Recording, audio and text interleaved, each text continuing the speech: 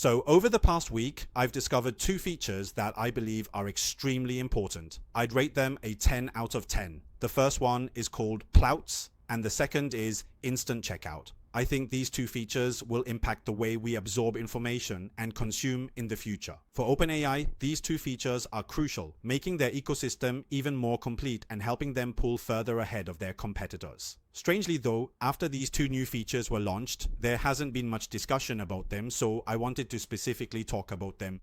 In this video, I'll first explain these two new features, and by the end, when I come back to this diagram, you'll understand why OpenAI is trying to monopolize the entry point for information flow and consumption patterns. Actually, as early as last week, on September 16th, Sam Altman posted something online. In the screenshot, you can already see the orders feature. On the same day, during an update with ChatGPT, it was mentioned that when searching, it will be even easier for it to sense whether your question is related to shopping. Actually, these two updates have already laid the groundwork, hinting that they're preparing to launch a shopping feature.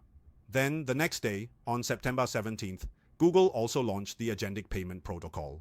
Simply put, it allows AI agents to help you pay for things and shop. When it was launched, Coinbase, MasterCard, Shopping, Trip.com, and others all collaborated to jointly develop this feature. So, here, we can see that both major AI companies are moving in the direction of AI agent shopping, because when it comes to the entire internet, the two most influential revenue models are first, advertising, and second, online consumption. So today, on September 30th, when T launched the instant checkout feature, I wasn't really surprised because you could already sense it coming. OpenAI's partner is Shopify, and they are jointly developing this so-called The Converse protocol is very similar to the previous development plan by Google. If you are a Shopify store owner, you can now apply to use this feature. In the future, when someone asks about related products on ChatGPT, your products will have a chance to be recommended within ChatGPT. Now let's look at the demonstration on the website. Here, a user says they want to buy a gift for a friend for under $100, so ChatGPT will go online to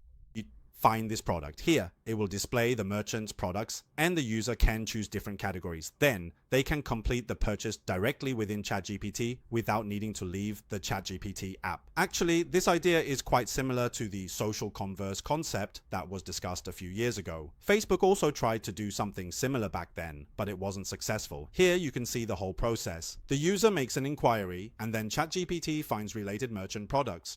Then, the merchant's products will be displayed again in ChatGPT, and the user can choose which product to buy. When the user clicks to purchase, the payment processor, such as MasterCard or PayPal, will process the order and then send the information back to the merchant, the user, and most importantly, to ChatGPT. Normally, if ChatGPT is simply used as an information providing tool, then the payment processor would There's actually no need to send the information back to ChatGPT because the user just needs to go back to the online store. Like if it's Shopify or any other e-commerce platform, they can check the order there. So the main reason they might need to record the order within ChatGPT is first, so that ChatGPT will have more data, knowing exactly what the user bought and for how much. This way, ChatGPT will have even more data. And when it recommends products in the future, it can do so even more effectively.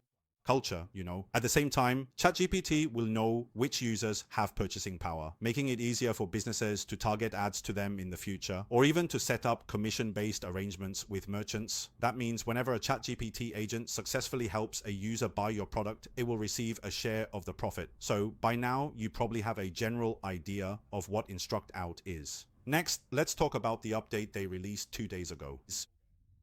Another feature is called ChatGPT Pulse. This Plus feature is also closely related to this matter. For now, it's only available to pro users who pay $200 a month. According to Sam Altman, this feature is very large in scale, and to put it simply, the computing power required is significant. This feature is similar to your Facebook newsfeed. It pushes content to you every day based on the conversations you've had on ChatGPT and the content of those conversations. You can even link your Gmail and Google Calendar, for example. If it sees in your calendar that your friends or relatives have an upcoming birthday, it will automatically recommend some birthday gift ideas for you. Simply put, this feature shifts from being passive to being proactive. Originally, ChatGPT would passively wait for users to ask questions before responding. But with this Plus feature, it proactively pushes relevant content to you every day based on your preferences, your calendar, and your Gmail, just like how we usually interact. When you use YouTube, it recommends videos based on your preferences. When you open Facebook, it pushes information to you based on what you've viewed before. But ChatGPT knows even more about you. Its content comes from within, and it can even use AI to do real-time research and write things specifically for you. That means every piece of content it pushes is unique. So why does it proactively push content to you? If you look back at the development of the internet over the past 10 or 20 years, you'll understand Facebook, IG, Twitter. Even in recent years, apps like Facts were initially free to use. Why did you use them? Because you could see information relevant to you on those platforms. Once you get used to viewing this kind of content, ads start to appear. As for myself, from day one, I've been paying to use ChatGPT. Many of my friends around me also use Plus, which is $20 a month. But actually, this $20 a month is nowhere near enough to cover their operating costs. There have been media reports about this.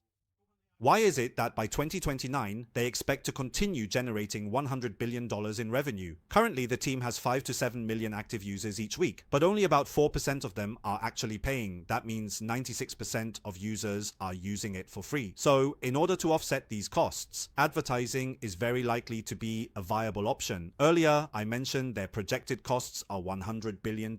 So, how much can they actually earn from advertising? If you look at Google in 2020, in 2024, Google's advertising revenue reached over $260 billion, while Facebook's advertising revenue was $160 billion. So now you can see that in order to sustain the development of OpenAI, they can generate revenue through advertising and online shopping features. In fact, the internet advertising revenue model has been developing for over 20 years. If GVT integrates ads into the Pulse feature, so, what's the biggest difference compared to traditional Google and Facebook ads? The biggest advantage of 7GBT is that it can be even more closely tailored to the user's needs. For example, recently I asked ChatGPT a lot of questions about buying insurance. Traditionally, I would search for insurance on Google and then go to the relevant websites to look up information myself. But 7GPT is different. I've already had many back and forth conversations with GPT comparing different companies, and I've shared all my family background. I have a wife, I have a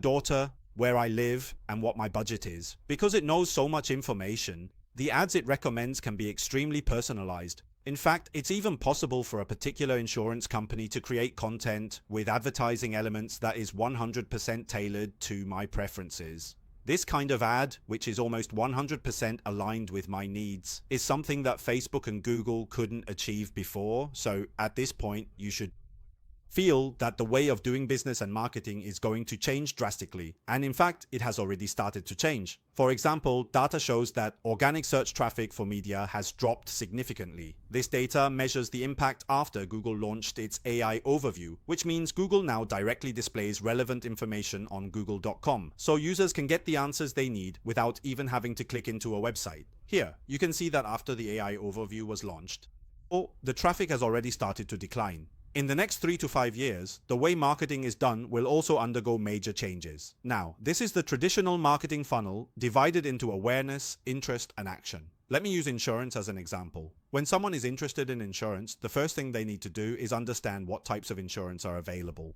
For example, some are for hospitalization, some are not, some are life insurance, some are accident insurance, and so on. This is called the awareness stage. The person might not actively look for this information themselves, or maybe they unintentionally see a lot of people having accidents or typhoons on Facebook or YouTube, which suddenly makes them realize the importance of buying insurance. So this is called awareness. Then when they become more interested and actually start wanting to buy, they will proactively search on Google. They compare information from different insurance companies to see which product is better. After comparing, they will finally take action to make a purchase. Now, this is a simplified version, so how will AI change the way people consume and absorb information in the coming years? I believe that social media will still exist in the future. There are also rumors that OpenAI wants to launch their own social media platform, and it's said that they will use their Sora, which is an AI video tool, to create content. It's a social media platform similar to TikTok, and it's possible that it will be launched next year. From a marketing perspective, it belongs to the newsfeed type of social media. When users are interested, right now they might ask for insurance information through a conversation. After they've asked about insurance, the newly launched feature called Pulse will, in the following days, proactively push more insurance-related information to them within this Pulse feature. There's also the opportunity to play some ads, and then when a user is really interested in buying insurance, they can also ask the OpenAI agent to compare different insurance products on the market. For example, I recently bought insurance myself, and it was also recommended to me through ChatGPT. Compared to searching for information on different insurance company websites myself, it definitely saved me a lot of time. So in the future, AI agents will also help you compare different products. Then after you've compared the products and want to make a purchase, the agent can also help you complete the purchase. It's possible that in the future, AI agents will have the ability to make cash transactions, because it's risky to give your credit card information directly for purchases. So another feasible model is that you first deposit some money, like pocket money, into ChatGPT, and then use that pocket money for spending. This way, you avoid the risk of your credit card being misused. Actually, in recent months, it's not just.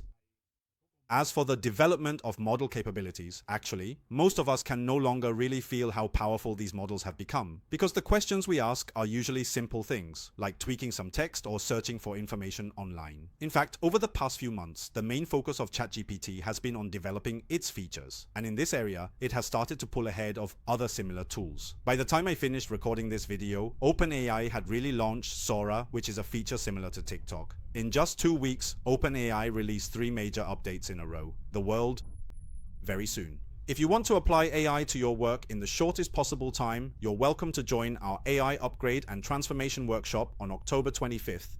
This is a one-day course, and we've prepared a lot of practical exercises for the class. If you sign up now, you'll get an early bird discount. For more details, check the link below the video.